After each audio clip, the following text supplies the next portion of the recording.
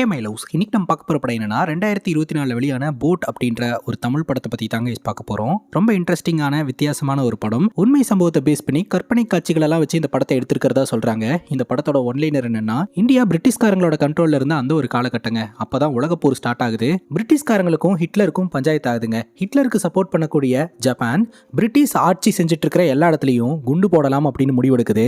நம்ம மெட்ராஸ் கூட பிரிட்டிஷ் கண்ட்ரோலில் தானே இருக்குது. அதனால எப்போ எந்த டைமில் வேணாலும் குண்டு போடலாம் அப்படின்ற பதற்றமான சூழ்நிலை தாங்க நிலவிட்டு இருக்குது. அப்போ ஊருக்குள்ள குண்டு போட்டுட்டு இருக்காங்கன்ற ஒரு தகவல். தங்களோட உயிரை காப்பாத்திக்கணும் அப்படின்றதுக்காக மக்கள் அங்கேயும் இங்கேயும் பதறி அடிச்சுட்டு ஓட ஆரம்பிக்கிறாங்க. அதுல 9 பேர் போட்டை எடுத்துட்டு கடலுக்குள்ள தப்பிக்கிறாங்க. ஸோ கடலுக்குள்ள போனா நம்ம சேஃப் அப்படின்னுட்டு அப்படி கடலுக்குள்ள போன இந்த 9 பேர்த்தோடைய நிலைமை என்ன அப்படின்றது தான் மொத்த படமே. ரொம்ப இன்ட்ரெஸ்டிங்கா இருக்கும். இந்த வீடியோவை ஸ்கிப் பண்ணாம பாருங்க. நீங்க பார்த்துட்டு இருக்கிறது சரண் என்டர்டைன்மெண்ட். நான் தான் சரண். வாங்க வீடியோக்குள்ள போலாம். இந்த கதை 1943 நடக்கிற மாதிரி காட்டுறாங்க. இந்தியா முழுக்க சுதந்திர போராட்டம் நடந்துட்டு இருக்கு. வெள்ளையனே வெளியேறு அப்படின்ற ஒரு பிரச்சாரம் நடந்துகிட்டு இருக்குது. இன்னொரு பக்கம் ஹிட்லர் போலாந்து மேல குண்டை போட்டு தன்னோட சர்வாதிகார ஆட்சியின் மூலமா உலக போரை தொடங்கி வச்சிடறாருங்க. பிரிட்டிஷ்காரங்க ஹிட்லருக்கு எதிராக நின்றுக்கிறாங்க. ஹிட்லருக்கு ஆதரவு கொடுக்கக்கூடிய ஜப்பான் பாத்தீங்கன்னா பிரிட்டிஷ்காரங்க ஆட்சி செய்யக்கூடிய எல்லா இடங்கள்லயும் குண்டு போட ஆரம்பிச்சிருந்திருக்காங்க. ஃபைனலி மெட்ராஸ் அப்படின்ற இடத்தையும் தேர்ந்தெடுத்திருக்காங்க. மெட்ராஸ்ல எப்போ எந்த டைம்ல வேணாலும் குண்டு போடலாம் அப்படின்ற பதற்றமான சூழ்நிலை நிலவிட்டு இருக்கும் போது குண்டு போட்டுருவாங்க, நம்ம இறந்துருமோ அப்படின்ற பயத்திலேயே மெட்ராஸ் மக்கள் கொஞ்சம் கொஞ்சமா வெளியேற ஆரம்பிக்கிறாங்க. இருக்கிற கொஞ்ச நெஞ்ச மக்களும் பாத்தீங்கன்னா ஓப்பன் ஸ்பேஸ்ல வாழ ஆரம்பிக்கிறாங்க. அதாவது ஒரு பில்டிங்குள்ள இல்லாம பில்டிங் வெளியவே இருக்க ஆரம்பிக்கிறாங்க. ஒரு போலீஸ் ஸ்டேஷனா இருக்கட்டும், கோர்ட்டா இருக்கட்டும், இல்ல மார்க்கெட்டா இருக்கட்டும், எல்லாமே பாத்தீங்கன்னா ஓப்பன் ஸ்பேஸ்ல தான் இயங்குது. ஏன்னா குண்டு போடுறாங்கன்னு தெரிஞ்சதுன்னா உடனடியா தப்பிச்சு ஓடணும் அப்படின்றதுக்காக. ஸோ இப்போ என்ன நடக்குது அப்படின்றத டீட்டெயில்டா பார்ப்போம். அத்தியாயம் 1, பக்கிங்காம் வீரனும் பரதேசியின் பேரனும் அப்படின்னு சொல்லி இந்த படத்துக்குள்ள நம்மளை கூட்டிட்டு போறாங்க. நம்ம ஹீரோ போட்டு ஒரு பிரிட்டிஷ்காரன் பொலவலன்னு பொழந்துகிட்டு இருக்கிறான். ஒரு கட்டத்துக்கு மேல கன்னை வச்சு பட்டுன்னு ஷூட் பண்ணிடுறான். என்ன நடந்ததுன்னு தெரியலங்க. ஸ்டார்டிங்ல இருந்து என்ன ஆச்சு அப்படின்றத நம்ம கிட்ட காட்ட ஆரம்பிக்கிறாங்க. ஹீரோவும் ஹீரோடைய பாட்டியும் கடல்ல இருந்து வந்து நேரா போலீஸ் ஸ்டேஷனுக்கு போயிட்டு இருக்காங்க. பொய் வழக்குல அரெஸ்டா இருக்கிற தன்னோட தம்பியை காப்பாத்துறதுக்காக. கையில ஒரு ரெக்கமெண்டேஷன் லெட்டரும் இருக்குது. அப்ப ஆப்போசிட்ல ஹீரோ தன்னோட தங்கச்சியை பாக்குறாருங்க. தங்கச்சி ஒரு பையனை காதலிக்கிறதாகவும் அந்த பையனை கல்யாணம் பண்ணிக்கிறதாகவும் சொல்லிட்டு இருக்காங்க. உன்னோட காதல்ல எனக்கு மனப்பூர்வ சம்மதமா, நாளைக்கு கல்யாணம், கண்டிப்பா எல்லோரும் கல்யாணத்துக்கு வந்துடுறோம், நீ பத்திரமா போயிட்டு வா, தைரியமா இரு அப்படின்னு ஹீரோ அனுப்பி வைக்கிறாருங்க. அப்ப ஹீரோடைய தங்கச்சி ஓடி வந்து அண்ணாவை எப்படியாவது காப்பாத்தி கூட்டு வந்துடுனா அப்படிங்கும் போது, நீ கவலையே படாம போ, என்கிட்ட ரெக்கமெண்டேஷன் லெட்டர் இருக்கு, அதை காமிச்சு கூட்டிட்டு வந்துடுறேன் அப்படின்ட்டு தன்னோட தங்கச்சியை ரங்கன் கூட அனுப்பி வச்சுட்டு அதுக்கப்புறம் நம்ம ஹீரோ தன்னோட தம்பியை காப்பாத்துறதுக்காக வராருங்க. அங்க ஒரு மெடிக்கல் கேம்ப் ஒன்று போட்டிருக்காங்க. அங்க ராஜா அப்படின்ற ஒரு நபர் வந்து எனக்கு இந்த மெடிசன்லாம் தேவைப்படுது, இங்க கிடைக்குமா அப்படின்னு சொல்லி அந்த டாக்டர் கிட்ட காட்ட, அந்த டாக்டரும் அந்த லிஸ்ட்டை படிச்சு பார்த்துட்டு இதெல்லாம் இங்க இல்ல, அப்படியே இருந்தாலும் பிரிட்டிஷ்காரன் கொடுக்க மாட்டான் அப்படின்ற மாதிரி சொல்லிக்கிட்டு இருக்காருங்க. ஸோ பிரிட்டிஷ்காரங்களுடைய கண்ட்ரோல்ல இருக்கிறதுனால எல்லோரும் ரொம்ப கஷ்டப்பட்டு இருக்காங்க அப்படின்னு தெரிய வருதுங்க. இப்போ நம்ம ஹீரோவும் ஹீரோட பாட்டியும் அந்த ஓப்பன் ஸ்பேஸ்ல இருக்கக்கூடிய ஜெயிலை நோக்கி தான் கைஸ் போயிட்டு இருக்காங்க. எப்படியோ கையில காலில் விழுந்து இந்த பிரிட்டிஷ்காரன் தலைமை அதிகாரி கிட்ட இந்த ரெக்கமெண்டேஷன் லெட்டர் வாங்கியாச்சு. பொய் வழக்கில் அரெஸ்ட் ஆயிருக்கிற நம்ம தம்பியை சீக்கிரமா காப்பாத்திரலாம் அப்படின்ற நம்பிக்கையோட போயிட்டு இருக்காங்க. அங்க கட் பண்ண ஒரு சேட்டை காட்டுறாங்க. இந்த சேட்டோடைய பேரு லாலுங்க. இவருக்கு பல்லுல ப்ராப்ளம் இருக்குது அப்படின்ற மாதிரி டாக்டர் கிட்ட காமிச்சுக்கிட்டு இருக்காரு. அந்த டாக்டரும் குண்டு போட்டதுக்கு முன்னாடியா இல்ல குண்டு போட்டதுக்கு பின்னாடியான்னு கேட்கிறாரு. குண்டு என்ன என் வாயிலியா போட்டாங்க, கொஞ்சம் பாருங்க அப்படின்னு சொல்ல அவரும் செக் பண்ணி பார்த்துட்டு அதுக்கு மெடிசன்லாம் எழுதிக்கிட்டு இருக்காருங்க. இன்னொரு பக்கம் இந்த பிரிட்டிஷ்காரனுங்க கொஞ்சம் பதட்டமா இருந்துட்டு இருக்காங்க. அதுக்கான காரணம் என்ன அப்படின்னா, ஜப்பான்காரன் பிரிட்டிஷோட ஆட்சியில் இருக்கக்கூடிய எல்லா இடங்கள்லயும் குண்டு போட்டுட்டு இருக்காங்க. மெட்ராஸ்ல எப்ப வேணாலும் குண்டு போடலாம் அப்படின்ற ஒரு பதற்றமான சூழ்நிலைங்க. அப்படி குண்டு விழுந்ததுன்னா தங்களை பாதுகாத்துக்கிறதுக்காக பங்கர்ஸ் எல்லாம் ரெடி பண்ணியிருக்காங்க. ஒரு பங்கரோடைய கெப்பாசிட்டி என்னன்னு கேட்க, குறைஞ்சது 20 பேர் அதில் இருக்க முடியும், அந்த மாதிரி இந்த இடத்துல 6 இருக்குது அப்படின்ற மாதிரி பிரிட்டிஷ் ஆஃபீஸர் கிட்ட அங்கே வேலை பார்க்குறவங்க சொல்லிட்டு இருக்காங்க.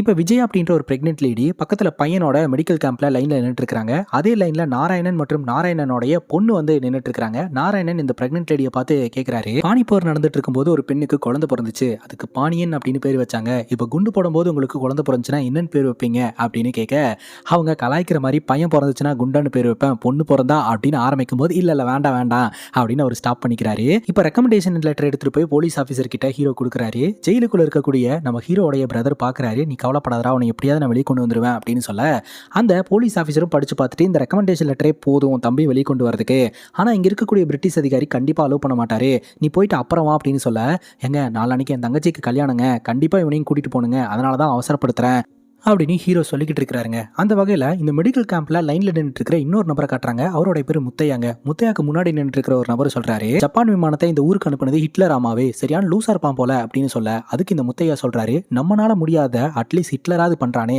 அதுக்கு நம்ம கைத்தட்டி சந்தோஷப்படணும் அப்படின்னு சொல்லிட்டு இருக்கிறாருங்க. இப்ப பிரிட்டிஷ்காரன் ஒரு மெடிக்கல் ஐடியா வச்சுக்கிட்டு, இவனை சீக்கிரமா கண்டுபிடிங்க, இவன் நமக்கு ஆபத்தானவன், இவன் ஒரு பெரிய கொலகாரனா கூட இருக்கலாம் அப்படின்ற மாதிரி சொல்லிக்கிட்டு இருக்கிறான். ஸோ அதுல வந்து கைரேகை மட்டும்தான் இருக்குது, பேர் இல்லை. அது யாரு அப்படின்னு நமக்கு இப்போதைக்கு தெரியலங்க. இப்ப ஹீரோ தன்னோட தம்பியை காப்பாத்துறதுக்காக கொண்டாந்து அந்த ரெக்கமெண்டேஷன் லெட்டரை பிரிட்டிஷ்காரன் படிக்கிறான். படிச்சுட்டு, உன்னை எங்கேயோ பார்த்த மாதிரி இருக்குது, அன்னைக்கு எனக்கு எதிராக நீ போராட்டம் பண்ணிட்டு இருந்தவன் தானே, உனக்கெல்லாம் என்னால் சப்போர்ட் பண்ண முடியாது, உன் தம்பிக்கு குறைஞ்சது 3 வருஷமா சிறை தண்டனை வாங்கி தருவேன், விட்டா உன்னையும் தூக்கி உள்ள வைப்பேன் அப்படின்னு சொல்லி மிரட்டிட்டு அந்த இடத்துல இருந்து கிளம்பிடுறான். ஹீரோக்கு ரொம்ப கஷ்டமா இருக்குதுங்க. ஏன்னா பிரிட்டிஷ் ஆஃபீஸர் கையில காலில் விழுந்து அந்த லெட்டரை வாங்கிட்டு வந்திருக்காரு. ஆனால் கடைசி நேரத்தில் இப்படி பண்ணிட்டாரு அப்படின்னு சொல்லிட்டு அந்த நேரம் பார்த்து அந்த இடத்துல ஒரே கூச்சல் குழப்பங்க. ஊருக்குள்ள இந்த ஜப்பான்காரங்க குண்டு போட்டுட்டாங்க, அடுத்து இந்த இடம் தான் நினைக்கிறேன் அப்படின்னு சொல்ல எல்லோருமே பதறி அடிச்சுட்டு பயங்கரமா ஓட ஆரம்பிக்கிறாங்க. அப்ப அங்க இருக்கக்கூடிய ஒரு ஆஃபீஸர் சொல்றாரு, என்னால உனக்கு எந்த உதவியும் பண்ண முடியாது, உனக்கு 2 ஆப்ஷன் இருக்குது, ப்ராப்பரா இந்த லெட்டரை வேற யாராவது கிட்ட கொடுத்து உன் தம்பியை காப்பாத்துறது, அப்படி இல்லைன்னா ஓன் ரிஸ்க்ல உன் தம்பியை இந்த இடத்துல இருந்து தப்பிக்க வச்சு கூட்டிட்டு போறது அப்படின்னு சொல்ல, 2வது வழியை நம்ம ஹீரோ ஃபாலோ பண்ணலாம்னு நினைக்கிறாரு. ஒரு இடத்துல ஒளிஞ்சிட்டு எப்படியாவது வெளியே வந்துடுறா அப்படின்னு சொல்ல, உடனடியா நம்ம ஹீரோடைய தம்பி வெளியே வந்து, நான் தப்பிக்கிறனோ இல்லையோ, நான் இந்த லெட்டரை எப்படியாவது உங்ககிட்ட சேர்க்கணும்னு நினைச்சேன் அப்படின்ட்டு ஒரு லெட்டரை நம்ம ஹீரோ கையில கொடுக்க, அப்ப நம்ம ஹீரோ சொல்றாரு, ஊருக்குள்ள போனோம்னா கண்டிப்பா பிரச்சனை தான், போலீஸ் கிட்ட நம்ம மாட்டிப்போம், நம்ம கிட்ட போட் இருக்குது, போட் வழியா கடலுக்குள்ள தப்பிச்சிடலாம் அப்படின்னு சொல்லிக்கிட்டு இருக்கிறத இந்த நாராயணனோட பொண்ணும் பாத்துறாங்க. அதுக்கப்புறம் அந்த பிரெக்னென்ட் லேடி விஜயாவோட பையனும் பாத்துறாங்க. அப்புறம் சேட்டு, முத்தையா, ராஜா அப்படின்னு நம்ம தனித்தனி கேரக்டர்ஸாக பார்த்தோம் இல்லையா, அவங்க எல்லோருமே இதை தெரிஞ்சுக்கிட்டு அந்த போட்டை நோக்கி தான் ஓடி வந்துட்டு இருக்காங்க. ஹீரோவோடைய தம்பி அடிச்சதுனால அவரால் சரியாக நடக்க முடியலங்க. கைத்தாங்களா கூட்டிகிட்டு வந்துட்டு இருக்காரு, ரொம்ப நேரம் ஆகுது. ஆனால் நீ போய் போட்டை எடு, நான் அப்படியே கொஞ்சம் கொஞ்சமாக வந்துடுறேன் அப்படின்னு சொல்ல, உடனடியாக நம்ம ஹீரோ போய் போட்டை எடுக்கிறதுக்கான ஏற்பாட்டை பண்ண, ஹீரோ மற்றும் பாட்டியோட சேர்த்து மொத்தம் 9 பேர் வந்து இந்த போட்டில் வந்து போர்ட் ஆகுறாங்க. என்னடா அது இத்தனை பேர் வந்துட்டீங்க அப்படின்ற மாதிரி ஹீரோ பார்த்துக்கிட்டு இருக்காரு. சரி ஆபத்துக்கு ஒன்றும் பிரச்சனை இல்லை அப்படின்னு சொல்லிட்டு அந்த இடத்துல இருந்து கிளம்ப பார்க்குறாங்க. கொஞ்சம் தூரம் போனதுக்கு அப்புறம் தாங்க வருது, நம்ம ஹீரோடைய தம்பி அந்த போட்ல ஏறவே இல்லை அப்படின்ட்டு. ஹீரோ, என் தம்பி எங்க அப்படின்னு சொல்லி கேட்க, நீங்க யாரை கேட்குறாங்கன்னு எங்களுக்கு புரியல அப்படின்னு போட்ல இருக்கிறவங்களாம் சொல்றாங்க. எங்க என் தம்பிங்க, அவனை காப்பாத்துறதுக்காக வந்தேன் அப்படிங்கும்போது பார்த்தா அந்த கடற்கரையில வச்சு போலீஸ்காரங்க நம்ம ஹீரோட தம்பியை பிடிச்சிட்டாங்க. ஹீரோடைய தம்பி அடைச்சு வச்சு டார்ச்சர் பண்ணுங்க, ஹீரோடைய தம்பியை தப்பிக்க வைக்கிறதுக்கு ட்ரை பண்ணதுக்காக ஹீரோவையும் தூக்கி ஜெயிலில் போடுங்க, அவனை உடனடியாக வர சொல்லுங்க அப்படின்னு சொல்ல, அங்க இருக்கக்கூடிய போலீஸ்காரங்க நம்ம ஹீரோவை ரிட்டர்ன் வர சொல்றாங்க. ஹீரோவும் ரிட்டர்ன் வராரு. கொஞ்ச நேரத்திலேயே ஹீரோடைய தம்பி ஓடி வந்து, அண்ணா ரிட்டர்ன் வந்துடாத, உன்னை அரெஸ்ட் பண்றது தான் இவங்களுடைய பிளானு, அப்படியே திரும்பி போயிரு அப்படின்ற மாதிரி சொல்ல, அந்த சவுண்ட் இவங்களுக்கு கேட்டுருது. உடனே போட்டை திருப்பிட்டு கிளம்புறாங்க. அப்போ இந்த பிரிட்டிஷ்காரன் சொல்றான் இந்தியன் ஆஃபீஸர் கிட்ட, அவங்களை ஏதாவது பண்ணி ரிட்டர்ன் வரவே அப்படின்னு சொல்லிட்டு, அந்த இந்தியன் ஆஃபீஸரும், உங்க போட்ல ஒரு தீவிரவாதி இருக்கிறான், திரும்பி வந்துருங்க, அவனால் உங்களுக்கு தான் ஆபத்து அப்படின்னு சொல்ல, அவங்க சொன்னது எதுவுமே இந்த போட்ல இருக்கிறவங்களுக்கு காது கேட்கல. போட்டை திருப்பிட்டு போயிடுறாங்க. வானத்துல விமானங்கள் பறந்துட்டு இருக்கு. மேபி இதுதான் ஜப்பானிய விமானமா இருக்கும், ஊருக்குள்ள குண்டு போட்டுட்டு இருக்காங்க போல, கடலுக்குள்ள வந்ததுனால தப்பிச்சிட்டோம் அப்படின்ற மாதிரி இவங்க கொஞ்சம் பெருமூச்சு விட்டுட்டு கடலுக்குள்ள டிராவல் பண்ண ஆரம்பிக்கிறாங்க. ஹீரோட தம்பியை நினச்சி பாட்டி ரொம்ப கவலைப்படுறாங்க. அதுக்கு ஹீரோ சொல்கிறாரு, நீ கவலைப்படாதா, என்கிட்ட தான் வந்து அந்த கலெக்டர் கிட்ட வாங்கின ரெக்கமெண்டேஷன் லெட்டர் இருக்குல்ல, அதை பயன்படுத்தி எப்படியா தம்பியை காப்பாற்றிடலான்ட்டு. அப்போ இந்த முத்தையா கேட்குறாரு, அந்த ரெக்கமெண்டேஷன் லெட்டரை எப்படி வாங்கினீங்கன்ட்டு. அது ஒரு பெரிய கதைங்க. இந்த ரிப்பன் பில்டிங்கில் தான் அந்த கலெக்டர் இருக்கிறாரு. அவர் காலையில் எப்போதுமே இந்த குதிரை கூட வாக்கிங் போவாராம். அங்கே போயிட்டு அவர் கால்லையும் குதிரை கால்லையும் விழுந்து எப்படியோ அந்த ரெக்கமெண்டேஷன் லெட்டரை வாங்கிட்டேன் அப்படின்னு ஹீரோ சொல்கிறாருங்க. வர வெள்ளிக்கிழமை என்னோட தங்கச்சிக்கு கல்யாணம், அதுவும் காதல் திருமணம் அப்படின்னு சொல்ல எல்லோரும் சூப்பர் அப்படின்னு சொல்கிறாங்க. அப்புறம் ஹீரோ சொல்கிறாரு, இந்த உலகப்போர் வந்து எல்லோருக்கும் தீபாவளி மாதிரி, ஏமாந்தவனோட வாயில தான் குண்டை போடுறானுங்க அப்படின்னு சொல்ல, அப்போ இந்த முத்தையா சொல்கிறாரு, அடுத்த உலகப்போர்லலாம் குண்டே கிடையாதான் அப்படின்ட்டு. அப்புறம் அப்படின்னு கேட்க, அதான் கிருமிகள் அனுப்பிச்சுட்றாங்களாம், சொந்த வீட்டுக்குள்ளேயே முகத்தை மூடிட்டு கொள்ளக்கார மாதிரி சுற்றணும் தான் அப்படின்ற மாதிரி சொல்கிறாங்க. இதெல்லாம் நடக்கிற காரியமா அப்படின்ற மாதிரி எல்லோரும் கலாய்ச்சிக்கிட்டு இருக்கிறாங்க. எப்படியாவது கடல் எல்லையை கிராஸ் பண்ணிட்டோம் அப்படின்னா நமக்கு பிரச்சனையே இருக்காது அப்படின்னு சொல்ல, கடல் எல்லைன்னா என்ன அப்படின்னு கேட்க, இங்கிருந்து 12 கிலோமீட்டரு, இங்கிருந்து 12 கிலோமீட்டர் வரைக்கும் போலீஸ்காரங்க ரோந்து பணியில ஈடுபட்டு இருப்பாங்க. 12 கிலோமீட்டர் கிராஸ் பண்ணிட்டோம்னா யாரும் இருக்க மாட்டாங்க. லாஸ்ட் வீக் கூட ரோந்து பணியில ஈடுபட்டு இருந்த போலீஸ்காரங்க இந்த வழியா வந்த போட்டை சுட்டுட்டாங்க, அதுல இருந்து அவங்கள இறந்துட்டாங்க அப்படின்னு சொல்ல, நம்ம நாராயணனோட பொண்ணு, எங்களுக்காக தானே கஷ்டப்படுறீங்க, உங்களுக்கு புண்ணியம் அப்படின்னு சொல்ல, என்ன புண்ணியம், பிறந்ததுல இருந்து கஷ்டமா தான் இருக்குது அப்படின்னு சொல்ல, உடனே நாராயணன் வந்து அது பூர்வ ஜென்ம புண்ணியம் அப்படின்ற மாதிரி சொல்லிக்கிட்டு இருக்கிறாரு. அப்போ எங்க குப்பத்து மக்களுக்கெல்லாம் புண்ணியமே கிடையாதா அப்படின்னு சொல்ல, நீ கொலைப்பாத சாஸ்திரம் அப்படின்ற மாதிரி சொல்றாரு. இந்த சாஸ்திரம் சம்பிரதாயம் இதெல்லாமே நாங்க தான் பெருசுன்னு நினைக்கக்கூடியவங்களுக்கு மட்டும்தானே அப்படின்ற மாதிரி நம்ம ஹீரோ கொஞ்சம் அரசியல்லாம் பேசிட்டு டிஸ்கஸ் பண்ணிட்டு வந்துட்டு இருக்காங்க. மக்களுக்கிடையே ஏற்றத்தாழ்வு, வேற்றுமை இதெல்லாம் இருக்கு இல்லையா, இதெல்லாம் வச்சு அரசியல் பேசிட்டு வந்துட்டு இருக்காங்க. எல்லாரும் டிஸ்கஸ் பண்ணிட்டு வந்துட்டு இருக்கும் போதே இந்த குரூப்ல ராஜா அப்படின்னு ஒரு நபர் இருக்கிறார் இல்லையா, அவரு மட்டும் ஒரு கத்தி எடுத்து ஒரு இடத்துல ஒளிச்சு வைக்கிறத நம்ம கிட்ட காட்டுறாங்க. முத்தையா சொல்றாரு நம்ம எல்லாருமே இன்ட்ரோ ஆயிக்கலாம் அப்படின்னு சொல்லிட்டு. அப்ப விஜயா சொல்றாங்க, விஜயா பாத்தீங்கன்னா தமிழ் பொண்ணு கிடையாது, இவங்க தெலுங்கு பொண்ணு, இப்போ பிரெக்னெண்டா இருக்கிறாங்க, பக்கத்துல மகேஷ் அப்படின்ற பையனும் இருக்கிறான். இவங்களோட கணவர் பாத்தீங்கன்னா வீட்டை விட்டு போய் 6 மாசம் ஆச்சு, அவங்க மாமியார் தான் இங்க வான்னு சொல்லி இந்த மெட்ராஸுக்கு வந்து இங்க மாட்டிக்கிட்டதா சொல்றாங்க. ரெண்டாவது இந்த லால் இருக்கிறார் இல்லையா, அவர் என்ன சொல்றாரு அப்படின்னா, நான் வந்து ராஜஸ்தானை சார்ந்தவன், என்னை நம்பி ஒரு 7 குடும்பம் இருக்குது, என்னோட குடும்பத்துக்காக தான் நான் இங்க வந்தேன் அப்படின்ற மாதிரி சொல்றாரு. அப்புறம் ராஜா அப்படின்ற ஒரு நபரை பார்த்தோம் இல்லையா, அவர் வந்து ஒரு ரைட்டர், கேரளாவை சார்ந்தவர், அவருடைய சித்தப்பாவுடைய ஹோட்டலை பார்த்துக்கிறதுக்காக மெட்ராஸ் வந்ததா வந்து சொல்றாருங்க. அப்புறம் இந்த நாராயணனுக்கு 3 பொண்ணுங்களுக்கெல்லாம் கல்யாணம் பண்ணி வைக்கணும் அப்படின்றதுக்காக இந்த ரிப்பன் மாளிகையில் வேலை தேடி வந்ததா வந்து சொல்கிறாரு. அதுக்கப்புறம் முத்தையா தேனியை சார்ந்தவரும் அவர் ஒரு ரைட்டர்னு சொல்லிட்டு இருக்கிறாரு. ஆக மொத்தம் எல்லோருமே ஒருத்தர் இன்ட்ரோ ஆயிடுறாங்க. சரி, ரொம்ப நேரமாக நம்ம ஹீரோவே படகு ஓட்டிக்கிட்டு இருக்கிறாரு, அதனால வேற யாராவது மாற்றி ஓட்டுங்க அப்படின்னு சொல்லிட்டு நம்ம ராஜா பார்த்தீங்கன்னா மாற்றி ஓட்டுறதுக்காக போகிறாரு. அப்படி ஓட்ட போகும்போது நம்ம ஹீரோடைய அந்த ரெக்கமெண்டேஷன் லெட்டர் வந்து காற்றுல பறக்குதுங்க. அதை வந்து இந்த முத்தையா பார்த்துட்டு இதுதான் அந்த ரெக்கமெண்டேஷன் லெட்டர் அப்படின்னு சொல்லிட்டு படிச்சுக்கிட்டு இருக்கிறாரு. அதை ரிட்டன் நம்ம ஹீரோ கிட்ட கொடுக்கும்போது அது பாட்டுக்கு காற்றுல பறந்துருதுங்க. அந்த ரெக்கமெண்டேஷன் லெட்டர் இருந்தால் மட்டும்தான் தன்னோட தம்பியை காப்பாற்ற முடியும். அதை பிடிக்கிறதுக்காக எவ்வளவோ ட்ரை பண்ணுறாரு. அதுக்கப்புறம் அது பறந்து காற்றுல போயிடுது. தண்ணியில் இறங்கி தேடுறாரு, பிடிக்க முடியல. வந்துருடா வந்துரு அப்படின்ற மாதிரி சொல்லி ஹீரோ போட்டுக்கு வந்துடுறாரு. ரொம்பவே கஷ்டமாக போயிடுதுங்க இவங்களுக்கு. இப்போ முத்தையா சாரி கேட்குறாரு, தம்பியை காப்பாற்றுறதுக்கு இருந்த ஒரு நம்பிக்கையும் போயிடுச்சு அப்படின்னு சொல்லிட்டு நம்ம ஹீரோ ரொம்பவே ஃபீல் பண்ணுறாரு. அதுக்கப்புறம் காற்று ரொம்ப வேகமாக அடிக்குது. அந்த காற்றை கண்ட்ரோல் பண்ணுறதுக்கு நம்ம நாராயணனோட வேட்டியெல்லாம் வச்சு ஹேண்டில் பண்ணிட்டு இருக்காங்க. அந்த போட்டுக்குள்ள ஒரு எலி இருக்கிறத பார்த்து எல்லோரும் பயப்படுறாங்க. நம்மளை போல தான் அதுவும் தன்னோட உயிரை காப்பாற்றிக்கிறதுக்காக இங்கே இருக்குது அப்படின்னு சொல்லிட்டு அந்த எலியோட சேர்த்து இந்த போட்டில் மொத்தம் 10 பேர் இருக்கிறாங்க. அந்த எலி ப்ரெக்னெண்ட்டாக இருக்குதுங்க. கொஞ்சம் தூரத்துலேயே பார்த்தீங்கன்னா கடலில் தீயறியறதை பார்க்குறாங்க. என்னடான்னு பார்த்தா இந்த இடத்துல ஒரு போட் ஒன்று ஆக்சிடென்ட் ஆயிருக்குன்னு தெரிய வருது.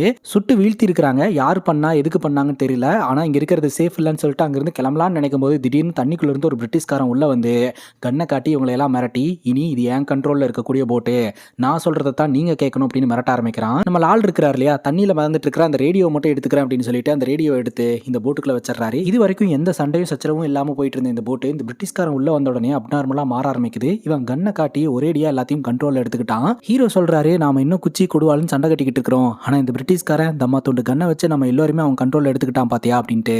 அதுக்கப்புறம் தான் இந்த பிரிட்டிஷ்காரன் மூலமா விஷயம் தெரிய வருது. இந்த பிரிட்டிஷ்காரன் ரோந்து பணியில ஈடுபட்டு இருக்கிறவன் ஜப்பானிய படகு மூலமா அட்டாக்குள்ளாகி இவன் வந்திருக்கிறான். இவங்க அப்படியே பலதரப்பட்ட விஷயங்களை எல்லாம் டிஸ்கஸ் பண்ணிட்டு டிராவல் பண்ணிட்டு இருக்கும்போது இன்ஜின் சவுண்டு கேட்க ஆரம்பிக்குது. இந்த இடத்துல இன்ஜின் சவுண்டா அப்படின்னு பார்த்தா கண்டிப்பா கிட்ட ஏதோ ஒரு போட் இருக்கு.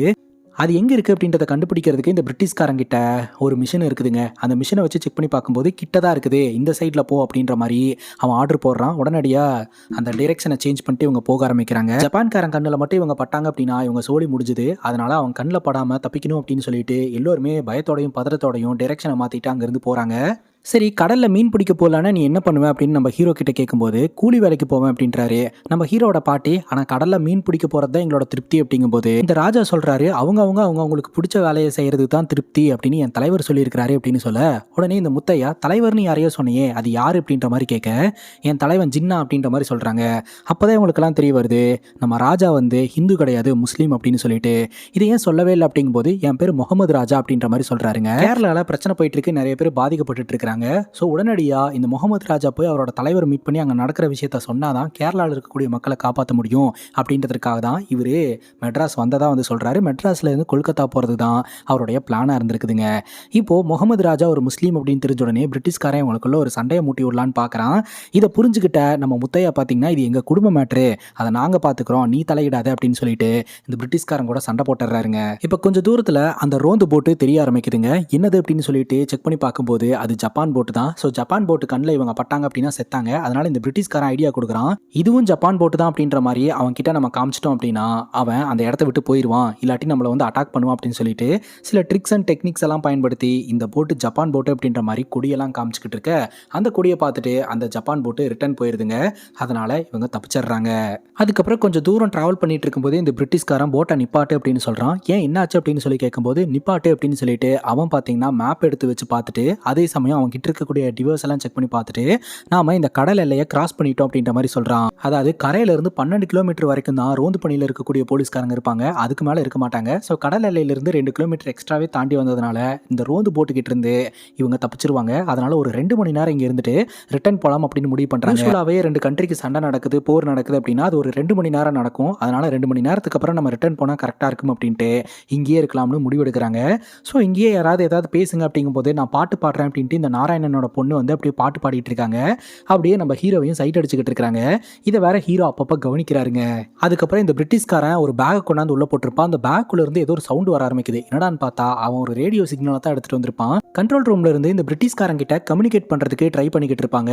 இந்த சூழ்நிலையில அந்த கண்ட்ரோல் ரூம்ல இருக்கிறவங்க கிட்ட இவன் சொல்லிடுவான், இந்த மாதிரி நான் வந்த போட்டை வந்து ஜப்பான்காரன் அடிச்சிட்டான், அதனால அந்த வழியா வந்த பேசஞ்சர் போட்ல நான் ஏறி இருக்கிறேன் அப்படின்ட்டு. பேசஞ்சர் போட்டா அதுல ஒரு 7-8 பேர் இருக்கிறாங்களா, அதுல ஒரு டெரரிஸ்ட் இருக்கிறான், நீ பார்த்து சேஃபா இரு அப்படின்ற மாதிரி பேச கட்டாயிருதுங்க. நான் பேக்கப் கேட்கறதுக்கு முன்னாடியே கட்டாயிடுச்சு அப்படின்ற மாதிரி இந்த பிரிட்டிஷ்காரன் ஃபீல் பண்றான். அதே சமயம் இந்த படகுல ஒரு டெரரிஸ்ட் இருக்கிறான் அப்படின்ற ஒரு தகவல் எனக்கு வந்திருக்குது, நீங்களா சொல்றீங்களா இல்ல நானா சுட்டு தள்ளவா அப்படின்ற மாதிரி இந்த பிரிட்டிஷ்காரன் மிரட்டுறான். உடனே நம்ம முத்தையா இருக்கிறார் இல்லையா, அவரோட ஐடி கார்டு எடுத்து ஆக்சுவலா நான் சிஐடியை சார்ந்தவன், நானும் இந்த டெரரிஸ்ட்டை கண்டுபிடிக்கிறதுக்காக தான் நார்மலான ஒரு ஆள் மாதிரி இங்கே வந்தேன் அப்படின்ற மாதிரி சொல்ல, அப்படியா ரொம்ப சந்தோஷம் அப்படின்னு சொல்லிட்டு இந்த பிரிட்டிஷ்காரனும் இந்த முத்தையாவும் கை கொடுத்துக்கிறாங்க. சீக்கிரமாக அந்த தீவிரவாதி யாருன்றதை நான் கண்டுபிடிக்கிறேன் அப்படின்ற மாதிரி சொல்லிக்கிட்டு இருக்கிறாருங்க. எல்லோருமே ரொம்பவே ஷாக்கிங்காக பார்த்துட்டு இருக்காங்க. திடீர்னு பார்த்தா அந்த படகு சென்ட்ரலில் டேமேஜ் ஆகி தண்ணி உள்ளே வர ஆரம்பிச்சிருதுங்க. எல்லோரும் இதை பார்த்து பயங்கரமாக ஷாக் ஆகி உடனடியாக அந்த தண்ணி அடைக்கிறதுக்கு என்ன பண்ணுறது அப்படின்னு சொல்லிட்டு பார்க்க ஆரம்பிக்கிறாங்க. அப்போ தான் நம்ம ஹீரோ சொல்கிறாரு, ஆக்சுவலாக இந்த போட்டு ஓவர் வெயிட் ஆகிட்டு இருக்குது, தொடர்ந்து இதே வெயிட்டோட நம்ம ட்ராவல் பண்ணணும் அப்படின்னா போட்டு டேமேஜ் ஆகி நம்ம எல்லோருமே தண்ணியில் மூழ்கிடுவோம். நீச்சல் தெரிஞ்சது இங்கே 2 பேர் தான், அது நானும் என் பாட்டியும் தான். இந்த போட்டில் கடைசியாக ஏறினது இந்த பிரிட்டிஷ்காரன் தான், அதனால் நீ வந்து இந்த போட்டை விட்டு இறங்கி போயிரு, மற்றவங்களை நான் எப்படியாவது காப்பாத்திடுறேன் அப்படின்னு சொல்ல இந்த பிரிட்டிஷ்காரனுக்கு கோவம் வந்துருது. அது எப்படி, இது ஏன் போட்டு அப்படின்னு சொல்லி மிரட்ட ஆரம்பிக்கிறான். இந்த மிரட்டல் வந்து கைகலப்பா மாறுது. ஹீரோ போட்டு இந்த பிரிட்டிஷ்காரன் அடி நடிக்கிறான். இதை தான் படத்தோட ஸ்டார்டிங் சீன்ல பார்த்துருப்போம். ஒரு கட்டத்துக்கு மேலே ஹீரோவை ஷூட் பண்றேன் அப்படின்னு சொல்லிட்டு இந்த பிரிட்டிஷ்காரன் பட்டுன்னு ஷூட் பண்ணிடுறாங்க. என்னடா ஆச்சுன்னு பார்த்தா எலி குறுக்க வந்ததுனால எப்படியோ நம்ம ஹீரோ தப்பிச்சிட்டாரு. அந்த எலிக்கும் ஒன்றாகல. அதே சமயம் அந்த போட்டு ஓட்டையாகி அந்த ஓட்ட வழியாகவும் தண்ணி வர ஆரம்பிச்சிருச்சுங்க. அப்புறம் என்ன, எல்லோரும் சைலண்ட் ஆயிடுறாங்க. போட்டு போச்சுன்னா எல்லாரும் போய் சேர வேண்டியது தானே. அதனால ஒரு ரப்பர் பேண்டை வச்சு எப்படியோ அந்த ஓட்டையை மறைச்சு அந்த இடத்துல அமைதியா இருக்கிறாங்க. அப்பதான் இன்னொரு பிரச்சனை வர ஆரம்பிக்குதுங்க. இந்த போட்டை சுத்தி ஒரு பெரிய சைஸ் சுறா மீன் ஒன்று வருதுங்க. அது இந்த போட்டை விடவே பெருசா இருக்குது. சுறாக்கள்லாம் பார்த்தீங்கன்னா பசி இல்லைனா கூட டென்ஷன் ஆச்சுன்னா அட்டாக் பண்ணுமா, மனுஷங்களை கூட அது சாப்பிட்டுருமா. அதனால அதோட கண் பார்வையில் படாமல் இருக்கிறது சிறந்தது அப்படின்னு சொல்லிட்டு எல்லோருமே வந்து அந்த போட்டுக்குள்ள மறைஞ்சுக்கிறாங்க. ஸோ மனுஷ வாடகைக்கு தான் அது இங்கே சுற்றி வந்துகிட்டு இருக்கு அப்படின்ற மாதிரி எல்லோரும் சொல்லிக்கிட்டு இருக்காங்க. அதுக்கப்புறம் கொஞ்ச நேரத்தில் அது போயிருதுங்க. இப்போ இந்த போட்டு முன்ன இருந்ததை விட ரொம்பவே வீக் ஆயிடுச்சுங்க. அதனால ஹீரோ சொல்றாரு, இந்த போட்டில் குறைஞ்சது 3 பேராது வெளியில் குதிச்சா மட்டும்தான் இந்த போட்டை காப்பாற்ற முடியும். அதனால் நானும் என்னோட ஆயாவும் இந்த போட்டில் தான் இருப்போம். பேலன்ஸ் நீங்கள் யார் குதிக்க போகிறீங்கன்றதை நீங்களே முடிவு பண்ணி சொல்லுங்கள் அப்படின்ற மாதிரி சொல்லிடுறாரு. இந்த பிரிட்டிஷ்காரன் நான் குதிக்க மாட்டேன்னு சொல்லிடுறான். இது ஏன் போட்டு அப்படின்னு அவன் சொல்கிறான். அதே சமயம் நம்ம முத்தையா பார்த்தீங்கன்னா நான் சிபிஐ ஆஃபீஸரு, அதனால் நான் இங்கே இருக்கக்கூடிய டெரரிஸ்ட்டை கண்டுபிடிச்சிருவேன், பேலன்ஸ் 2 பேர் யார் அப்படின்றத நீங்களே முடிவு பண்ணிக்கோங்க அப்படின்னு சொல்லிடுறாங்க. ஆக மொத்தம் இந்த போட்டில் இருந்து 3 பேர் கண்டிப்பாக வெளியே போயே ஆகணும். அப்போதான் இவங்க எல்லோருமே சேஃபாக கரைக்கு போய் சேருவாங்க. அப்படி இல்லைன்னா இந்த போட்டு கவிழ்ந்து எல்லோருமே சாக வேண்டியது தான். அதே சமயம் மெட்ராஸில் பாம்பு போடுறாங்க அப்படின்னு சொல்லி தான் அதுலேருந்து தப்பிக்கிறதுக்காக தானே இவங்க கடலுக்குள்ள தப்பிச்சு வந்தாங்க. மெட்ராஸில் பாம்பெல்லாம் போடலையா, அது வந்து ரூம். மெட்ராஸ் சேஃபாக தான் இருக்குது. இப்போ இவங்க தான் சேஃபாக இல்லை, இவங்களை சுற்றி சுறா வேற சுற்றிக்கிட்டு இருக்கு. இப்போ ஹீரோ சொல்கிறாரு, இப்போ கொஞ்சம் மீன் இருக்குது, அதை சாப்பிட்டுக்கலாம், அதை தாண்டி தண்ணியும் இல்லை, எல்லாமே காலி ஆயிடுச்சு. இப்போ நாம் தப்பிக்கணும் அப்படின்னா 3 பேர் வந்து உயிரை கொடுத்தே ஆகணும். அப்படி இல்லைன்னா இந்த சுறாக்கு மனுஷவாட தெரிஞ்சு நம்ம யாரையுமே சும்மா விடாது, எல்லோரும் சாக வேண்டியது தான், சீக்கிரமாக முடிவெடுங்க அப்படின்ற மாதிரி ஹீரோ சொல்றாருங்க. இப்போ முத்தையா இருக்கிறார் இல்லையா, நான் அந்த டெரரிஸ்ட் யார் அப்படின்றத கண்டுபிடிக்கிறேன் அப்படின்னு சொல்லிட்டு யோசனை பண்ணி பார்க்கும்போது இவருக்கு இந்த முகமது ராஜா மேல டவுட் வருது. ஏன்னா இவர் கத்தியை ஒரு முறை மறைச்சு வச்சதா அவர் பார்த்தாரு. எதுக்காக கத்தியை மறைச்சு வச்ச, எதுக்கு அந்த கத்தியை கொண்டு வந்த அப்படின்னு கேட்க, ஆக்சுவலா முகமது ராஜா மெட்ராஸ்ல பரோட்டா மாஸ்டரா இருந்திருக்கிறாருங்க. வெஜிடபிள்ஸ் கட் பண்ணுறதுக்கு கையில் கத்தி வச்சிருந்துருக்காரு. அந்த கத்தி பேக்கெட்டில் இருந்ததா வந்து சொல்கிறாரு. ஸோ இதன்படி முகமது ராஜா டெரரிஸ்ட் இல்லைன்றது உறுதியாகுதுங்க. அப்புறம் பிரெக்னென்ட் லேடி விஜயா இருக்கிறாங்க இல்லையா, அவங்கள சந்தேகப்பட்டு கேள்வி மேலே கேள்வி கேட்கும்போது அவங்களும் பார்த்தீங்கன்னா ப்ராப்பராக ஆன்சர் பண்ணி அவங்களும் டெரரிஸ்ட் இல்லை அப்படின்னு தெரிய வருது. இந்த நாராயணனும் நம்ம ஹீரோவும் அரசியல் பேசிக்கிட்டே இருந்தாங்க இல்லையா, ஒருவேளை இந்த நாராயணனா இருப்பாரோ அப்படின்னு சொல்லிட்டு சந்தேகப்பட்டா அவரு நான் பிறந்ததுலேருந்தே சென்னையில் தாங்க இருக்கிறேன் அப்படின்ற மாதிரி அவர் சொல்லிடுறாரு. ஸோ அவரும் டெரரிஸ்ட் இல்லைன்னு தெரிஞ்சு போச்சு. இப்போ உண்மையான டெரரிஸ்ட் யார் அப்படின்னு கண்டுபிடிக்கிறதுல ஒரு சிக்கல் ஏற்படுதுங்க. அதே சமயம் நம்ம பிரிட்டிஷ் ஆஃபீஸர் இருக்கிறாப்புல அவர் என்ன பண்ணுறாருனா இந்த முகமது ராஜா கிட்ட உன்னுடைய சொந்தக்காரங்கெல்லாம் வந்து கேரளாவில் ஜெயிலில் இருக்காங்க இல்லையா, அங்கே என்னோட ஃப்ரெண்டு தான் வந்து ஆஃபீஸராக ஒர்க் பண்ணிகிட்டு இருக்கான், நீ எனக்கு சப்போர்ட் பண்ணி என் பக்கம் வந்துட்டேன்னா உனக்கு நான் உதவி பண்ணுறேன் அப்படின்னு சொல்லிட்டு முகமது ராஜாவை தான் பக்கம் எடுத்துக்கிறான். ராத்திரி போர் அடிக்குது அப்படின்னு சொல்லிட்டு அந்த சின்ன பையன் இருக்கிறான் இல்லையா, அதாவது விஜயாவோட பையன், அவன் வந்து பொம்மையெல்லாம் வச்சு நான் உங்ககிட்ட படம் போட்டு காட்டுறேன் அப்படின்ட்டு பிரிட்டிஷ்காரங்க எப்படி இந்தியாவுக்குள்ளே வந்தாங்க, என்ன சொல்லிட்டு இந்தியாவுக்குள்ளே வந்தாங்க, எப்படி இந்தியாவை அவங்க கையில் எடுத்துக்கிட்டாங்க அப்படின்றதெல்லாம் காமிச்சிக்கிட்டு இருக்க இந்த பிரிட்டிஷ்காரனுக்கு கோவம் வருது.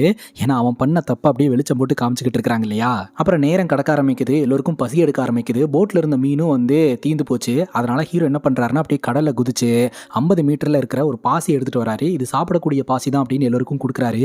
ஆனால் நம்ம லக்ஷ்மிக்கு மட்டும் கொடுக்கவே இல்லை. ஏன் எனக்கு மட்டும் கொடுக்கல அப்படிங்கும்போது சொல்கிறேன்னு சொல்லிட்டு பார்த்தா போட்டில் எல்லோருமே மயங்கிடுறாங்க.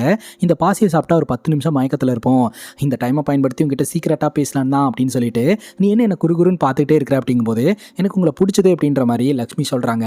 நான்லாம் செட் ஆக மாட்டோமா அப்படிங்கும்போது இது உங்கள் மேலே இருக்கக்கூடிய ரெஸ்பெக்டா இல்லை காதலா அப்படின்றத நம்ம கரைக்கு போனதுக்கப்புறம் முடிவு பண்ணலாம், ஆனால் எனக்கு உங்களை பிடிச்சிருக்கு அப்படின்ற மாதிரி லக்ஷ்மி சொல்லிடுறாங்க. அப்புறம் பாட்டி என்னவா பேசுகிறடா நீ அப்படின்னு சொல்கிறாங்க. பாட்டிக்கும் அந்த பாசி என்னன்னு தெரியலையா, அதனால பாட்டியும் சாப்பிடல. அப்புறம் இந்த முகமது ராஜா பார்த்தீங்கன்னா போட்டில் சென்டரில் நடந்து போவார். போட் ஆல்ரெடி 2 இடத்துல டேமேஜ் ஆயிருக்குது. அதனால் ஹீரோ இப்படி சென்டரில் நடந்து போட்டை 2ஆக்கிறாதரா அப்படின்னு சொல்ல நம்ம முகமது ராஜாக்கு ஹீரோ என்ன சொன்னார்னு கேட்டிருக்காது. இந்த பிரிட்டிஷ்காரன் உன்னை நீ நாட்டை 2ஆக்கிறியாமான்னு சொல்லி கலாய்க்கிறான் அப்படின்னு சொல்ல முகமது ராஜாவுக்கு கோவம் வந்துடுது. நீ எப்படா என்ன சொல்லலாம் அப்படின்னு சொல்லிட்டு ஹீரோ போட்டு அடிக்க ஆரம்பிச்சிடுறாரு. 2 பேர்த்துக்குள்ள சண்டை. அதுக்கப்புறம் தான் எல்லோரும் கிளாரிஃபிகேஷன் கொடுக்குறாங்க. இல்லை ஒரு போட்டை 2ஆக்கிறாதன்னு தான் சொன்னார், இவன் தான் நாட்டை 2ஆக்கிறாதன்னு சொல்லி உன்கிட்ட திருச்சி பேசினான் அப்படின்னு சொல்ல என்னை மன்னிச்சுக்க, அவன் பேச்சை கேட்டு உங்ககிட்ட சண்டைக்கு வந்துட்டேன் அப்படின்ற மாதிரி சொல்லுவார். பார்த்தா இவங்க 2 பேர்த்தோட சண்டையில் அந்த படகுல ஒரு எலி இருந்துச்சு இல்லையா, அந்த எலி செத்து போயிருக்குங்க. என்னால் ஒரு உயிர் போயிடுச்சு அப்படின்னு சொல்லிட்டு இந்த முகமது ராஜா ரொம்ப ஃபீல் பண்ணுவார். அதுக்கப்புறம் போட்டில் இன்னொரு இடமும் டேமேஜ் ஆகுது. இருக்க இவங்க ஆபத்தை நோக்கி தான் போயிட்டு இருக்காங்க. உடனடியாக இந்த போட்டை நிப்பாட்டி ஆகணும் அப்படின்னு சொல்லிட்டு நம்ம ஹீரோ 2 பக்கமே கயிறை போட்டு கடலுக்குள்ளே இறங்கி நிப்பாட்டுறதுக்கு முயற்சி பண்ணுறாரு. அந்த நேரம் பார்த்து சுறாமீன் வந்துடுதுங்க. உடனே போட்டில் இருக்கிறவங்கலாம் பார்த்தீங்கன்னா கொஞ்சம் சாமர்த்தியமாக வேலை பார்த்து ஹீரோவை காப்பாற்றிடுறாங்க. அந்த சுறாமீனும் போயிடுது. இப்போ ஹீரோ சொல்கிறாரு, இங்கே பாருங்க, இதுக்கு மேலே நம்மளால் தாக்கு பிடிக்க முடியாது, கிளைமேட்டு ரொம்ப மோசமானதாக அமையுது, சட்டுப்புட்டுன்னு அந்த 3 பேர் யார் அப்படின்னு முடிவு பண்ணுங்க அப்படின்ற மாதிரி சொல்ல ஒருத்தர் டெரரிஸ்ட், அது யார் அப்படின்றத சீக்கிரமாக கண்டுபிடிச்சி எலிமினேட் பண்ணிடுவாங்க. இன்னும் 2 பேர் யார் அப்படிங்கும்போது இந்த முத்தையை யாருக்கு வாடுறதுக்கு என்னென்ன காரணம் இருக்குது அப்படின்னு சொல்லி பார்த்து யாருக்கு கம்மியான காரணம் இருக்கோ மனிதாபிமான அடிப்படையில் விட்டு கொடுக்கலாம் அப்படின்ற மாதிரி ஒரு பிளான் பண்ணுறாங்க. அப்போ இந்த பிரெக்னென்ட் லேடி வந்து நான் வந்து விட்டு கொடுக்குறேன், நான் வந்து தண்ணியில் குதிச்சிட்றேன், ஆனால் எனக்கு ஒரு ரிக்வஸ்ட் இருக்குது, என் பையனை மட்டும் எப்படியாவது காப்பாற்றிருங்க அப்படின்னு சொல்லிட்டு அந்த போட்டோட எஜ்ஜில் போய் நிற்கிறாங்க. யாருமே நோன்னு சொல்ல கிடையாது, ஏன்னா எல்லாருக்குமே வாழணும் அப்படின்னு ஆசை இருக்குதுங்க. உடனே அந்த பிரெக்னென்ட் லேடியை பார்த்துட்டு நம்ம ஹீரோ இன்னொரு 10 நிமிஷம் பையன் கூட இருந்துட்டு போ அப்படின்னு சொல்ல உடனே அந்த பிரெக்னென்ட் லேடி உள்ளே வந்துடுறாங்க. தன்னோட பையனை பார்த்து அழுதுகிட்டு இருக்கிறாங்க. அந்த டைமில் இந்த பிரிட்டிஷ்காரன் கையில் இருக்கக்கூடிய கன்று நம்ம முத்தையா கைக்கு போகுதுங்க. கன்று வந்த உடனே இந்த முத்தையா தன்னோட சுயரூபத்தை காட்டுறாரு. ஆக்சுவலாக நீங்கள் தேடிட்டு இருக்கக்கூடிய ஆள் வேற யாரும் கிடையாது, நான் தான் அப்படின்ற மாதிரி சொல்கிறாரு. ஆக்சுவலாக இவர் சிஐடியெல்லாம் கிடையாதுங்க, இவர் சுபாஷ் சந்திர போஸ் டீமில் இருக்கக்கூடிய ஒரு நபருங்க. பிரிட்டிஷ்காரங்களை பொறுத்த வரைக்கும் பிரிட்டிஷ்காரங்களை எதிர்க்கிறவங்கள தீவிரவாதின்னு சொல்லிடுவாங்க. அந்த வகையில் தான் இவர் தீவிரவாதின்னு சொல்லி வச்சிருக்காங்க. உங்களுக்கெல்லாம் எந்த ஆபத்தும் வராது, இந்த பிரிட்டிஷ்காரனை போட்டுத்தல்னா ஒரு இடம் கம்மியாயிரும், அதுக்கப்புறம் என்கிட்ட ஒரு பிளான் இருக்குது அப்படின்ற மாதிரி நம்ம முத்தையா சொல்லிக்கிட்டு இருக்கிறாரு. அவரோட யூனிஃபார்மை போட்டுட்டு எல்லோருமே மிரட்டுறாருங்க. இந்த பிரிட்டிஷ்காரன் எப்படி இவங்களெல்லாம் மிரட்டி வச்சிருந்தானோ அதே மாதிரி முத்தையா மிரட்டிட்டு இருக்கிறாரு. அப்போது அவர் பார்த்தீங்கன்னா ஒரு பேப்பரில் என்னவோ ஒன்று எழுதி வச்சிருக்காரு. அப்போ இந்த பிரிட்டிஷ்காரன் அடுத்து உங்கள் 2 பேர்த்த தான் இவன் கொள்றதான் பிளான் பண்ணியிருக்கான் அப்படின்னு சொல்லி உள்ள தூண்டி விட உடனே கடுப்பான முகமது ராஜா பார்த்தீங்கன்னா பாட்டி கையில் இருக்கக்கூடிய கத்தியை தூக்கிட்டு வந்துட்டு இந்த முத்தையாவை போட்டு தள்ளுறதுக்கு பயங்கரமாக மிரட்ட ஆரம்பிக்க முத்தையா சொல்கிறாரு, தயவு செஞ்சு நான் சொல்கிறத கீழே அப்படின்னு சொல்லிட்டு. ஆனால் கேட்காம இந்த பிரிட்டிஷ்காரன் பார்த்தீங்கன்னா அந்த கத்தியை வச்சு குத்திடுறான். முத்தையாவோட உடம்புல கத்தி ஏறி பயங்கரமாக ரத்தம் வர ஆரம்பிச்சிருச்சு. இன்னொரு 5 நிமிஷம் தான் அவர் உயிரோடு இருக்க போறாரு. அப்போ அவர் என்ன பண்ணி வச்சிருக்கிறாருன்னு சொல்லிட்டு அந்த லெட்டர் வாங்கி பார்க்கும்போது அங்கே தெரியுது, முத்தையா பார்த்தீங்கன்னா இங்கிருந்து தப்பிக்கிறதுக்கான பிளானை தான் எழுதியிருப்பாரு. அது எந்த மாதிரி அப்படின்னா, இந்த பிரிட்டிஷ்காரன் உள்ள பிரச்சனை பண்ணிக்கிட்டே இருக்கிறான், அதனால அவனை தூக்கி கடலில் போட்டு பேலன்ஸ் 2 பேர்த்த பக்கத்திலேயே ஒரு படகு மாதிரி ரெடி பண்ணி அதில் வர வச்சு வெயிட் பேலன்ஸ் பண்ணிடலாம், சுறா கிட்ட வர மாதிரி இருந்துச்சுன்னா மறுபடியும் அவங்கள படகுல ஏற்றிடலான்ற மாதிரி பக்காவாக பிளான் பண்ணியிருப்பாரு. அதை புரிஞ்சுக்காம இந்த பிரிட்டிஷ்காரன் பேச்சை கேட்டு கடைசியில் முத்தையாவோட கதையும் முடிச்சிட்டாங்க. இந்த இன்ஸ்டன்ட்டில் இந்த நாராயணனும் இந்த முகமது ராஜாவும் பார்த்தீங்கன்னா இந்த பிரிட்டிஷ் ஆஃபீஸர் பக்கத்தில் நிற்கிற மாதிரி தான் தெரியுது. ஏன்னா முகமது ராஜாவோட சொந்தக்காரங்களை எல்லாம் ஜெயிலிருந்து எடுத்து தரேன் அப்படின்ற மாதிரி இந்த பிரிட்டிஷ்காரன் சொல்லியிருக்கிறான். அதே சமயம் நாராயணனுக்கு பார்த்தீங்கன்னா இந்த ரிப்பன் பில்டிங்கில் வந்து வேலை வாங்கி தரேன் அப்படின்ற மாதிரி பேசியிருக்கிறான். இப்போது மொத்தம் 3 பேர் வெளியே போனால் மட்டும்தான் இந்த போட் சேஃப் அப்படின்னு சொல்லியிருந்தாங்க இல்லையா. இந்த முத்தையா வந்து இறந்து போயிட்டாரு, அவரை தூக்கி போட்டுட்டாங்க. இப்போ 2 பேர் கண்டிப்பாக வெளியே போய் ஆகணும். ஹீரோவும் ஹீரோட பாட்டியும் வெளியே போக மாட்டேன் அப்படின்னு சொல்லிட்டாங்க. ராத்திரி தூங்கிட்டாங்க. காலையில் ஒரு நல்ல முடிவாக சொல்லுங்க அப்படின்னு சொல்லிட்டு, அப்போ ராத்திரி இவங்க எல்லோருமே பிளான் பண்ணுறாங்க. நம்ம ஒன்று பண்ணலாம், ஒரு சீட்டு போடலாம், யார் பேர் வந்து அதிகமாக இருக்குதோ அவங்கள தூக்கி இந்த போட்டில் இருந்து கட்டாயப்படுத்தி வெளியில் போட்டுடலாம், அதுக்கப்புறம் நம்ம சேஃப் ஆயிடலாம் அப்படின்னு சொல்லிட்டு எல்லோரும் பேப்பரில் போடுறாங்க. ஆனால் அந்த கேமுக்கு நம்ம ஹீரோவையும் ஹீரோட பாட்டியும் சேர்த்துக்க மாட்டேன்றாங்க, ஒத்துக்க மாட்டாங்கன்னு சொல்லிட்டு. எண்ட் ஆஃப் த டே அந்த பேப்பரை படித்து பார்க்கும்போது அந்த பேப்பரில் ஹீரோ மற்றும் ஹீரோட பாட்டி பேர் தான் இருக்கும். அதனால் ஹீரோவையும் ஹீரோட பாட்டியும் போட்டு தள்ளிட்டு இவங்கெல்லாம் சேஃப் ஆயிடலாம் அப்படின்னு சொல்லி முடிவெடுக்கிறாங்க. எப்படின்னு பார்த்துக்கோங்க, போட்டு கொடுத்து இவங்களை காப்பாற்றின அவங்களையே போட்டு தள்ளிட்டு இவங்க முன்னேறணும்னு நினைக்கிறாங்க. நாராயணனோட பொண்ணு பார்த்தீங்கன்னா, இது பாவம், தப்பு, நீங்கள் தப்பு பண்ணுறீங்க, இப்படிலாம் பண்ணக்கூடாது அப்படின்னு சொல்லி நான் சொல்லித்தரேன் அப்படின்ற மாதிரி சொல்கிறாங்க. ஆனால் நாராயணன் அவரோட பொண்ணை தடுத்துறாரு. அதே சமயம் நம்ம ஹீரோ கிட்ட அவரோட பிரதர் ஒரு லெட்டர் கொடுத்தார் இல்லையா, அந்த லெட்டரில் என்ன இருக்கும் அப்படின்னா, ஹீரோடைய தங்கச்சி விருப்பப்பட்டு ஒன்றும் ரங்கனை கல்யாணம் பண்ணல, ரங்கனோடைய அப்பா கிட்ட ஹீரோ கடன் வாங்கியிருப்பாரு போட்டுக்காக, அந்த கடனை அடைக்க முடியலன்னு சொல்லிட்டு இந்த பொண்ணை கட்டாயப்படுத்தி கல்யாணம் பண்ண போகிறாங்க. ஸோ நான் ஹாப்பியாக கல்யாணம் பண்ணுறேன் அப்படின்ற மாதிரி அண்ணன் கிட்ட காமிச்சிருக்கிறாங்களே தவிர அவங்க விருப்பப்பட்டு கல்யாணம் பண்ணல, எப்படியாவது நம்ம தங்கச்சியோட கல்யாணத்தை நிப்பாட்டணும் அப்படின்னு சொல்லி தான் அந்த லெட்டரில் எழுதி நம்ம ஹீரோட பிரதர் ஹீரோ கிட்ட கொடுத்துருந்துருப்பாரு. அது தெரியாமல் நம்ம ஹீரோவே பார்த்தீங்கன்னா ஹீரோவோட தங்கச்சியை ஆசீர்வாதம் பண்ணி அனுப்பிச்சி வச்சிருப்பாரு. இப்போ உடனடியாக போய் அந்த கல்யாணத்தை நிப்பாட்டி ஆகணும் அப்படின்னு சொல்லிட்டு ஹீரோவும் ஒரு மாதிரி பதட்டத்தில் தான் இருந்துட்டு இருக்கிறாரு. ஆபத்தில் உதவி பண்ணவனையே போட்டு தள்ளி இவங்க பொழைக்கணும்னு நினைக்கிறாங்க, இவங்க சுயநலவாதியாக இருக்கிறாங்களே அப்படின்ட்டு நாராயணனோட பொண்ணு ஃபீல் பண்ணிட்டு இருக்காங்க. அடுத்த நாள் காலையில் பாட்டி போட்ல இருந்து குதிச்சிடுறாங்க. என்னாச்சு பாட்டி அப்படின்னு சொல்லி கேட்க, நமக்கு நீச்சல் தெரியும்டா, இருக்க இருக்க இவங்க ரொம்ப மோசமான மனிதர்களாக மாறிட்டே இருக்கிறாங்க, நாம ஏன் அவங்களுக்கு ஒரு வாய்ப்பு கொடுக்கணும், நமக்கு தான் நீச்சல் தெரியும்ல, போகிற வரைக்கும் போவோம், அவங்க ஹாப்பியாக போட்டுண்டா வாடா அப்படின்னு சொல்லி கூப்பிட உடனே நம்ம ஹீரோவும் குதிச்சிடுறாரு. ஹீரோவும் ஹீரோட பாட்டியும் கடல்ல இருந்து நீச்சல் அடிக்க ஆரம்பிக்கிறாங்க. அதுக்கப்புறம் இவங்க எல்லோருமே சேஃபாக கரைக்கு வந்துடுறாங்க. இப்போது அவங்களுக்குன்னு ஒரு காரியம் இருந்தது இல்லையா, அந்த காரியத்தை எல்லாத்தையும் நிறைவேற்றிட்டாங்க. ஆனால் நம்ம ஹீரோவும் ஹீரோட பாட்டியும் என்ன ஆனாங்கன்னு யாருக்குமே தெரியலங்க. ஈவன் அந்த படகுல இறந்து போன ஏறி 2 குட்டி போட்டிருக்குங்க, அந்த குட்டி கூட சேஃபாக தான் இருக்கும். ஆனால் ஹீரோவும் ஹீரோட பாட்டியும் எங்கே போனாங்க என்ன ஆனாங்கன்னே தெரியல. கண்டிப்பாக அவங்க இறந்துருப்பாங்க அப்படின்ற மாதிரி தான் வந்து எல்லோரும் நினைக்கிறாங்க. அப்போ தான் பார்த்தீங்கன்னா அங்கே இருக்கக்கூடிய ஒரு பிரிட்டிஷ் ஆஃபீஸர் இந்த மாதிரி கல்யாணத்தை நிப்பாட்டுறதுக்காக அண்ணன் தம்பி பிரச்சனை பண்ணாங்க, அவங்கள பிடிச்சிட்டு வந்து வச்சிருக்கிறேன் அப்படின்ற மாதிரி சொல்கிறாங்க. யார் இதுன்னு பார்த்தா ஹீரோவும் ஹீரோட பாட்டியும் பிரதரும் தாங்க. ஸோ எப்படியோ ஹீரோ தப்பிச்சிட்டாரு அப்படின்னு இதிலிருந்தே தெரியுது. பிரிட்டிஷ் ஆஃபீஸர் வந்து, நாங்கள் கில்ட்டாக ஃபீல் பண்ணுறோம், நீ எங்களுக்கு உதவி பண்ணியிருக்க, உனக்கு ஏதாவது திருப்பி கொடுக்கணும்னு நினைக்கிறேன், உனக்கு என்ன வேணுமோ கேளு நான் தரேன் அப்படின்னு சொல்ல, என்னோட ஊரை அவங்களால திருப்பி தர முடியுமா அப்படின்னு ஹீரோ கேட்குறாரு. அதோட இந்த படத்தை முடிக்கிறாங்க. என்னன்னா நிறைய பேர் சென்னைக்கு வாழ்வாதாரத்துக்காக வராங்க, ஆனால் அவங்க எப்படியோ வாழ்வாதாரத்தை அமைச்சுக்கிட்டு வாழ்க்கையில் முன்னேறிடுறாங்க. ஆனால் சென்னையே பூர்வீகமாக கொண்டு வாழ்ந்துட்டு இருக்காங்க இல்லையா, அவங்கெல்லாம் சிட்டியிலிருந்து ஒரு 60 கிலோமீட்டர் தள்ளி இல்லை 30 கிலோமீட்டர் தள்ளி குடியமர்த்தப்படுறாங்க. ஸோ இது நடந்துக்கிட்டே இருக்குது, இதையும் கடந்து போவோம் அப்படின்றத சொல்லி தான் இந்த படத்தை முடிக்கிறாங்க. ஹீரோ நம்மக்கிட்ட ஒரு விஷயத்த சொல்கிறாருங்க. அது என்ன அப்படின்னா, சென்னைக்கு வேலை பார்க்கணும் அப்படின்ட்டு வரீங்க, வாழ்வாதாரத்துக்காக வரீங்க, இங்கே வந்து எப்படியாவது உங்களோட டேலண்ட்டை பயன்படுத்தி மேலே வந்துடுறீங்க, அதை பார்த்து நான் பொறாமப்பட கிடையாது. ஆனால் நீங்கள் வளர்ந்ததுக்கப்புறம் நாங்கள் இன்னும் இப்படியே இருக்கிறோம் அப்படின்னு சொல்லி எங்களை பார்த்து ஒரு பார்வை பார்க்குறீங்களே, அதுதான் தப்புன்றது. உங்கள் டேலண்ட்டை வச்சு நீங்கள் முன்னேறிட்டீங்க, எங்களால் முன்னேற முடியல, அதுக்காக இப்படிலாம் பார்க்காதீங்க அப்படின்னு சொல்கிறாருங்க. இதோட இந்த படம் முடியுது. ஆக்சுவலாக இந்த படத்தை விஷுவலாக பாருங்கள், நிறைய டீட்டெயில்ஸ் இருக்கும். நான் வந்து ஷார்ட்டாக தான் எக்ஸ்பிளைன் பண்ணியிருக்கிறேன், ஏன்னா இந்த படத்தில் நிறைய அரசியல்லாம் கூட பேசியிருப்பாங்க. ஸோ இதே மாதிரி வேறு ஏதாவது படத்தை பற்றி பேசணும் அப்படின்னு நினச்சிங்கன்னா மறக்காமல் கமெண்ட் செக்ஷனில் சொல்லுங்கள். இதே மாதிரி வேறு ஒரு நல்ல வீடியோவில் வந்து சந்திக்கிறேன். Love you guys, take care and cheers.